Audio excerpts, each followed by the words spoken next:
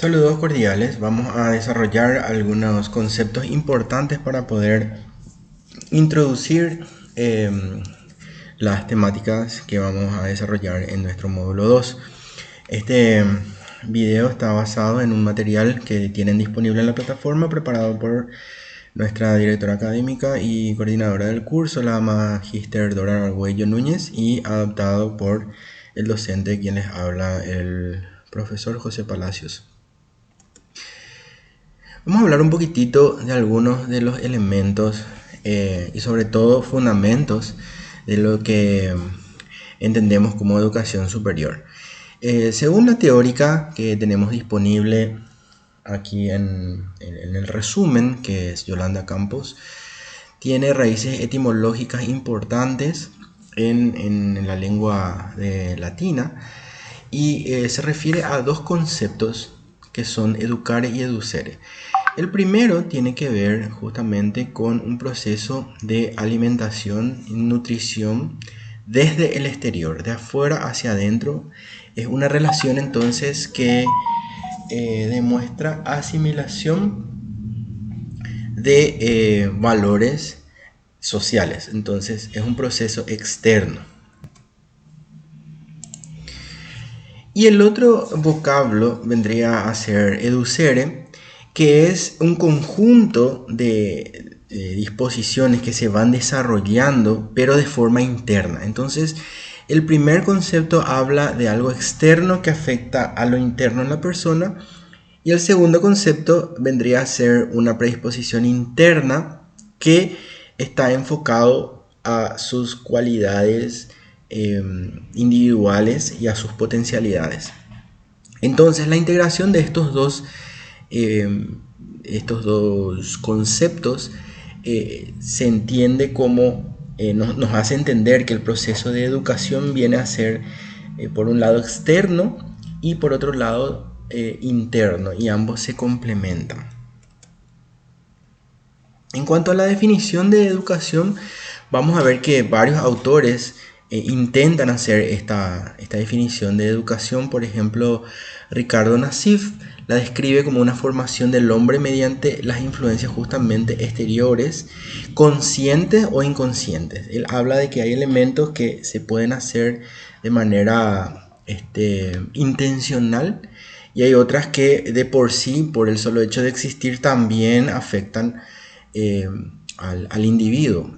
Y entonces él describe estos procesos que, ya sea de manera consciente o de forma inconsciente, van afectando al individuo. Luego tenemos a Lorenzo Luzuriaga, que la define como una actividad ya un poco más dirigida y que busca realmente formar y desarrollar a la persona humana en todas sus potencialidades.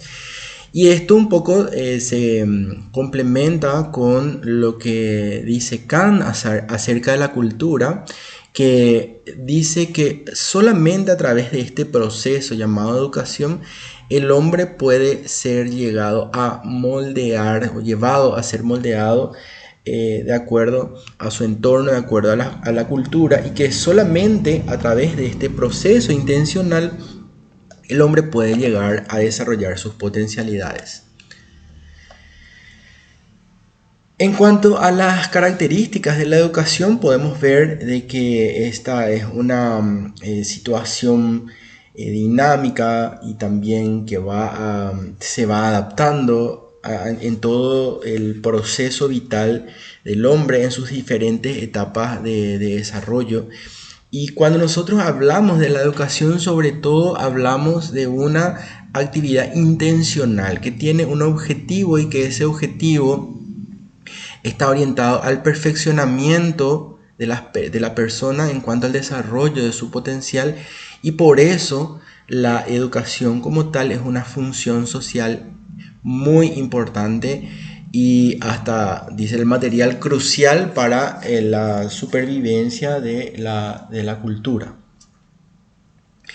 Entonces entendemos como un proceso que aumenta las capacidades, las mejora, las desarrolla, a través de un conjunto de experiencias y recursos intencionadamente producidos a los cuales se le induce al sujeto a poder hacer uso de estas situaciones, y está caracterizada por entonces estos 4 puntos, perdón.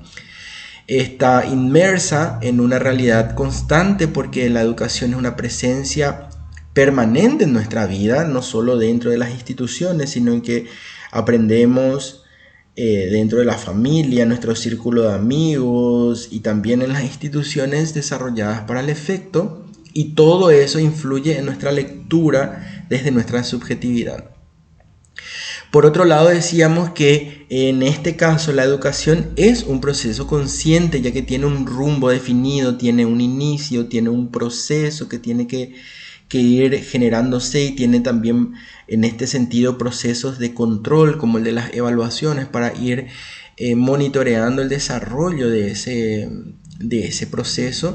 Y por supuesto hablamos de productos, por eso en algún punto vamos a hablar de los objetivos. O sea, nosotros estamos realizando algo, estamos desarrollando un proceso orientados por un objetivo. Por otro lado, también es una necesidad vital entre todos los animales de la creación. El hombre es el que necesita más tiempo de maternaje, más tiempo de cuidado, y por supuesto esto nos hace ver a la educación como una necesidad vital para que continúe la cultura, para que continúe una sociedad, y por supuesto desde el aspecto individual para el mejoramiento y el desarrollo del potencial de las personas. Y por último podemos entender entonces de que es una función social en tanto consecuencia como factor formativo de la sociedad. Entonces la educación es una necesidad para que pueda continuar la cultura de los pueblos. Se transmite de generación en generación y se la considera como una posibilidad, ya que el hombre solo puede llegar a ser un individuo completo a través de la inmersión en ella. Por lo tanto, la educación depende del empeño humano y también de las posibilidades naturales del individuo, una mezcla. Y es por eso que nosotros hablamos que los docentes tenemos que aprender a utilizar las posibilidades naturales de nuestros alumnos en consonancia con los recursos que nosotros podamos ir disponibilizando de acuerdo a esas configuraciones naturales para facilitar los procesos de aprendizaje. Por un lado, entonces, la educación es una necesidad, es esencial para la transmisión cultural y también para la continuidad de la sociedad y de la cultura de generación en generación. Por otro lado, también es una posibilidad de mejora por parte del propio individuo para expandir su potencial y aumentar y mejorar sus capacidades naturales. Y por otro lado, esta educación está limitada por la naturaleza o las capacidades naturales del sujeto y por supuesto del medio en el cual vive. En cuanto a los enfoques educativos, vamos a ver de que existen varios de ellos y que cada uno con sus propias características y objetivos se encuentran inmersos en nuestros modelos educativos. Por ejemplo, la educación personalizada considera aspectos integrales de la persona individual, o sea, del alumno. Es un enfoque a la particularidad del alumno. Sin embargo, la educación individualizada se adapta a las necesidades específicas de cada educando. Entonces, de acuerdo a sus características particulares, su forma de aprendizaje, el lugar en donde le toca vivir o el énfasis al cual está adscrito, por ejemplo, los procesos de formación profesional que están orientadas hacia la adquisición de ciertas capacidades. Entonces eso va a ir cambiando para poder adaptarse a las necesidades de cada perfil del estudiante. Y Luego se encuentra la educación academicista, que enfatiza el desarrollo intelectual y la educación ambiental, y esto incluye, por supuesto, la influencia del entorno. También podemos contar entre estos enfoques la educación democrática, que promueve la participación y el respeto mutuo. Si hablamos de los pilares de la educación, vemos que la UNESCO comenta que se establecieron 4 pilares fundamentales para la educación en el siglo XXI. El primero de todos es aprender a conocer, que se relaciona a la capacidad de desarrollar situaciones de aprendizaje continuo y, por supuesto, poder entender lo que ocurre en el entorno.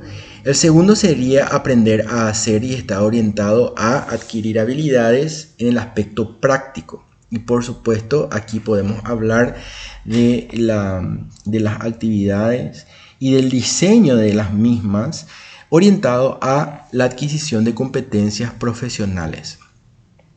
El tercer pilar vendría a ser el de aprender a vivir juntos, en donde trabajamos sobre todo las habilidades que hoy decimos que son las habilidades blandas, ¿verdad? La empatía, el respeto, la resiliencia, la convivencia entre todos, la democracia, la paz.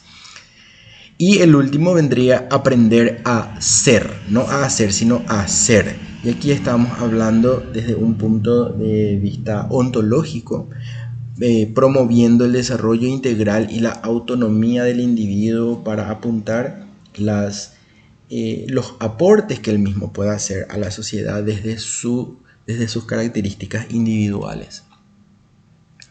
Cuando hablamos de la calidad en este proceso de educación superior, entendemos que sobre todo al hablar de un nivel ya de formación profesional, el término de calidad es algo sumamente importante de tener en cuenta. Por lo tanto, Oscar Serafini habla de que la calidad es un concepto multidimensional y que se debe entender desde un marco conceptual de cada sistema educativo en particular. También depende de cuál es el objetivo o la misión institucional al cual está orientado el proceso, o desde el cual está orientado el proceso, y las normas de cada disciplina. La UNESCO entonces define a la calidad educativa como un concepto que abarca todas las funciones y capacidades principales de la educación superior, incluyendo la calidad de la enseñanza, la formación, la investigación, el personal docente y los programas de aprendizaje. Y vamos a ver un poco el origen y los fundamentos de la pedagogía como tal. Etimológicamente viene del griego paidos, niño, y agein, conducir, y esto ha ido evolucionando desde esta concepción inicial en donde había un maestro que enseñaba a los niños para poder convertirse en adultos, hasta convertirse en una disciplina científica. Y en este aspecto entonces Lorenzo Luzuriaga señala que la historia de la pedagogía estudia el desarrollo de las ideas e ideales educativos, sus relaciones con teorías pedagógicas y de aprendizaje y las personalidades influyentes en la educación. Por lo tanto, la pedagogía moderna se considera como una ciencia con objeto de estudio propio, con sus propios principios y sus métodos científicos.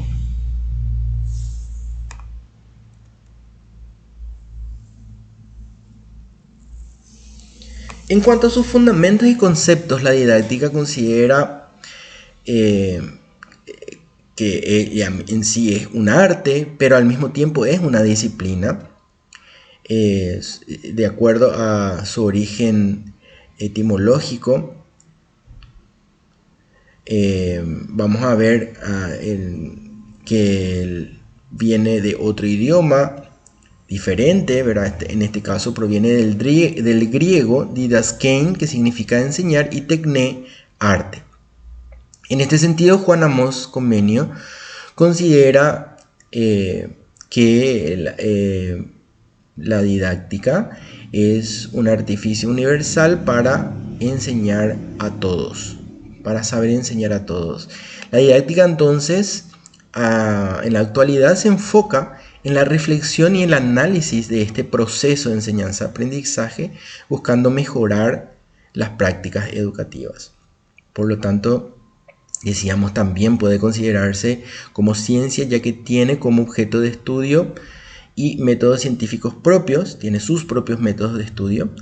Es un arte porque habilita el aprendizaje de aplicar diferentes estrategias efectivas, y es una práctica ya que prevé la aplicación de técnicas y procedimientos específicos y lleva a la reflexión, ya que es la única manera de poder mejorar este proceso es justamente mirando lo que se hizo y viendo cómo se puede ajustar eso de acuerdo a las necesidades que vayan surgiendo.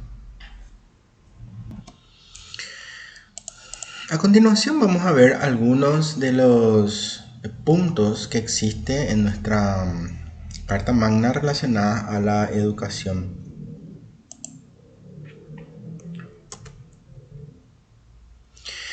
En nuestra Carta Magna está garantizado el derecho a la educación integral. En este sentido, el derecho de toda persona a poder llegar a su desarrollo pleno. Por lo tanto, en este caso, la educación va a buscar el desarrollo integral de cada persona, abarcando sus aspectos intelectuales, emocionales y sociales. También prevé el cuidado de los valores democráticos, promoviendo el uso de los mismos, el uso adecuado, también fomentando la participación ciudadana y el respeto a los derechos humanos.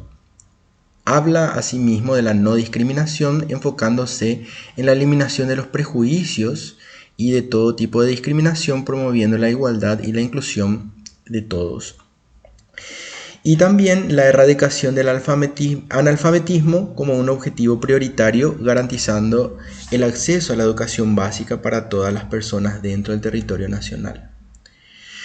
Por lo tanto, existen artículos que hablan de esta igualdad de oportunidad y libertad de enseñanza, garantizando un acceso igualitario a las oportunidades de educación, cultura y la tecnología disponible. Esto obviamente se realiza a través de la aplicación de políticas públicas que puedan garantizar que todos los ciudadanos, independientemente de su origen socioeconómico, u otro tipo de características, tengan iguales posibilidades para todos, igual que todos. También la libertad de enseñanza se protege este aspecto basándose en que toda enseñanza es válida siempre y cuando tienda a la idoneidad y la ética, y permite entonces la existencia de instituciones privadas que tienen ciertos énfasis. Hay algunas que tienen énfasis, por ejemplo, idiomáticos, o otras énfasis religiosos, y entonces cada una de ellas puede desarrollar diferentes enfoques pedagógicos, siempre que se cumplan, por supuesto, con los estándares mínimos establecidos por el Estado. Esto, por supuesto, garantiza un pluralismo ideológico, ya que en nuestra Constitución reconoce el derecho a la educación religiosa y el pluralismo ideológico, fomentando así un ambiente educativo diverso y respetuoso donde pueden convivir diferentes creencias y perspectivas de manera pacífica, y por supuesto considera esta diversidad como un aspecto enriquecedor en el proceso de enseñanza. Y aquí podemos ver en los diferentes artículos que están destacados que la educación, según nuestra Constitución, no es solamente la responsabilidad del Estado, no es solamente la responsabilidad de la familia, sino que está distribuido. Por ejemplo, reconoce que la familia es el primer núcleo de formación en valores y por supuesto es responsable de inculcar estos valores, apoyando todo ese proceso de formación desde el hogar. Reconoce a los municipios y a las gobernaciones como responsables de gestionar situaciones que faciliten esta tarea de aprendizaje y que pueda apoyar a diferentes comunidades que tienen diversos tipos de tal vez dificultades para el acceso, con dificultades geográficas y dificultades socioeconómicas, y para ello deben trabajar en gestión de estas situaciones, proporcionando infraestructura y recursos para llegar a esos estándares mínimos. Y también reconoce el rol del Estado nacional como responsable de diseñar las políticas educativas, proporcionar financiamiento y garantizar la calidad de la educación a nivel nacional. Por último, destaca que el Estado debe implementar o implementa programas de apoyo nutricional y proporciona útiles escolares a estudiantes de bajos recursos. Esto se ha universalizado también cuando se habla de escuelas del Estado o subvencionadas, asegurando de esta manera que estas necesidades básicas no constituyan o la falta de la cobertura de estas necesidades no constituya un escollo para llegar a los objetivos trazados. Por lo tanto, la educación hasta el nivel medio es obligatoria. La educación superior no es obligatoria, pero sí es gratuita. Existe una educación básica universal. Establece entonces que la educación escolar básica es obligatoria y gratuita en las escuelas públicas. Hay un fomento a la educación superior. Si bien la educación superior no es obligatoria, el Estado se compromete a financiar y a trabajar para que el acceso a la educación terciaria, ya sea preuniversitaria o universitaria, pueda ser factible para las personas que no puedan pagar, y es por eso que existen diversas universidades nacionales y que tiene su foco en la capacitación laboral, promoviendo capacidades de educación técnica para que sean formados profesionales calificados que puedan contribuir al desarrollo económico y tecnológico del país. Una característica muy interesante de la Constitución Nacional es que refiere que tenemos una educación bilingüe y multicultural. Habla de que es obligatoria la enseñanza en lengua materna. Esto quiere decir que si el lenguaje de los que aprenden es en guaraní, debe ser en guaraní, y si es en español debe ser en español, y reconoce al español y al guaraní como las dos lenguas oficiales. También reconoce a la existencia de minorías étnicas que tienen la opción de elegir en cuál de los dos idiomas oficiales va a ser realizada la educación, y la diversidad cultural. Hay algunos aspectos interesantes en cuanto a la educación superior. Se prevé la autonomía universitaria. Las universidades gozan de autonomía, lo cual le permite gestionar tanto sus recursos como sus programas académicos y la gobernanza de estas instituciones al interior de cada una de ellas. El objetivo principal de estas universidades es la formación profesional altamente calificada de sus egresados que puedan contribuir al desarrollo del país. También se promueve la investigación científica y extensión universitaria como dos herramientas indispensables que vinculan a la universidad o la educación superior con las necesidades de la sociedad. Y existe un sistema de fondos, de becas para ayudar a las personas. Esto también es universal, ¿verdad? Existen fondos de becas que se concursan para acceder a formación dentro y fuera del país para el área terciaria. Y existen entonces financiamiento y estímulo para la educación. Por ejemplo, el 20% de todo lo asignado por la Administración Central está previsto para el presupuesto relacionado a la educación. También hay exención de impuestos para las instituciones, por ejemplo las universidades, que no están bien vistos como generadoras de lucro, sino para que puedan llevar adelante todas sus actividades, no solamente de formación, sino de publicaciones y actividades de valor cultural y científico. Estímulos para la importación, un régimen especial para los elementos necesarios para artes e investigación. También está prevista una inversión en infraestructura a través de la construcción y mantenimiento de instituciones educativas y el apoyo un apoyo especial a programas especiales de formación. Vamos a mirar un poquitito entonces los aspectos de la ley 4995/13, que le conocemos como la Ley de Educación Superior que está vigente en Paraguay. Esta es una ley que regula a la educación superior como parte o dentro del sistema educativo nacional. En este sentido, dentro de esta ley están previstas algunas áreas, por ejemplo, el área de formación habla de los tipos de niveles de formación, los cursos, por ejemplo, que son de grado, los de pregrado, los de grado, los de posgrado, los distintos niveles otra vez.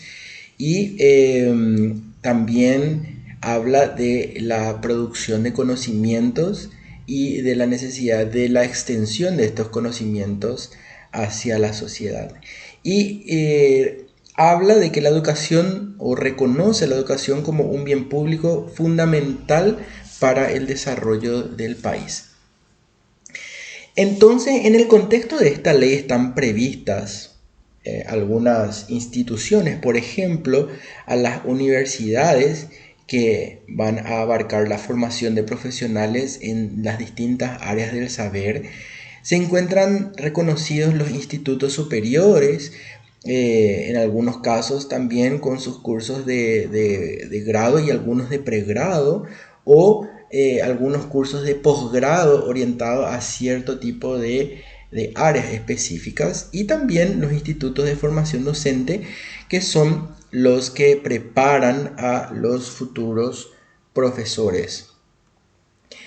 Podemos mirar entonces que los principios de la educación superior tienden a ser el de la identidad nacional, respetando a la cultura paraguaya, sin salir de este marco de libertad en donde debe existir una apertura a los diferentes tipos de opinión, y por supuesto que estas opiniones puedan vivir en un pluralismo de respeto. Y el tercer principio sería justamente de igualdad de oportunidades y condiciones para todos los habitantes de la República.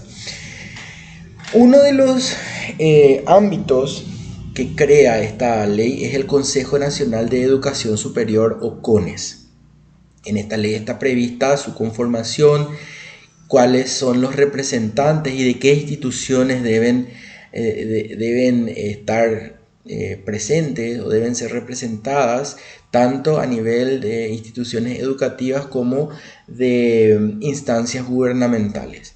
También están descritas las funciones, y sobre todo las funciones del CONES vendría a ser el trabajo de políticas públicas para coordinar programas de formación de nivel superior a nivel nacional, y la decisión que siempre toma el CONES es a partir de, o se toma en relación a los votos de los miembros de este consejo. Entonces, también prevé las instancias que deben ser desarrolladas o deben tenerse en cuenta para el otorgamiento de títulos y la acreditación de profesionales formados. Por un lado, entonces, habla de que los títulos solamente pueden ser otorgados por los institutos de educación superior. Y por otro lado, se establece la obligatoriedad del registro de estos títulos por el Ministerio de Educación. O sea, esto es algo que anteriormente no se hacía y que hoy ya se hace de forma protocolar, ¿verdad? Es un paso más del trámite dentro de la titulación. Una vez que se tiene el título, entonces eso se debe registrar en el Ministerio de Educación. Y por otro lado, también se prevé la acreditación profesional de las personas que pasaron por ese curso de formación para acceder, por ejemplo, a la práctica profesional. Yo, siendo un psicólogo, necesito tener la acreditación. En este caso, la ley de psicólogo prevé que la Sociedad Paraguaya de Psicología sea el órgano de de acreditación de los psicólogos. Y así cada área tiene su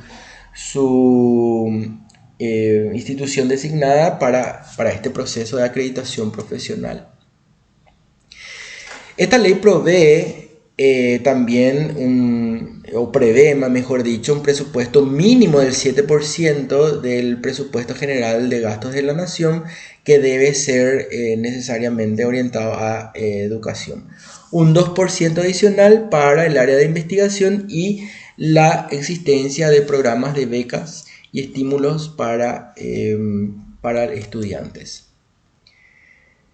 Entonces, se habla también de este organismo, ANEAES, que es la Agencia Nacional de Acreditación de la Educación Superior, cuya función es la de evaluar la calidad académica de los distintos programas de formación de grado y de posgrado.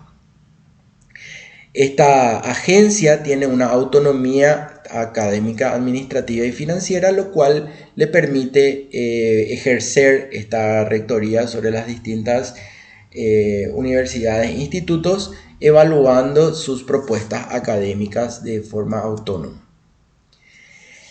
Esta ley también prevé la intervención de instituciones de educación superior en el caso que éstas incumplan con las normas o que se perviertan los fines para los cuales fueron creados. Habla del procedimiento para la intervención, que se realiza a través de una resolución del CONES, y también está explicitado de que este proceso de intervención no puede durar más de 6 meses y que solamente puede ser renovable esta intervención por 3 meses más. También habla de algunas disposiciones transitorias, por ejemplo, de que existe un periodo de tiempo que se le va a dar a las instituciones para poder adecuarse a estas nuevas normativas. Habla también de un porcentaje mínimo de formación de magísteres y doctores en los planteles de formación de grado y posgrado, y por supuesto da un plazo para la adecuación a cada una de las instituciones que son afectadas.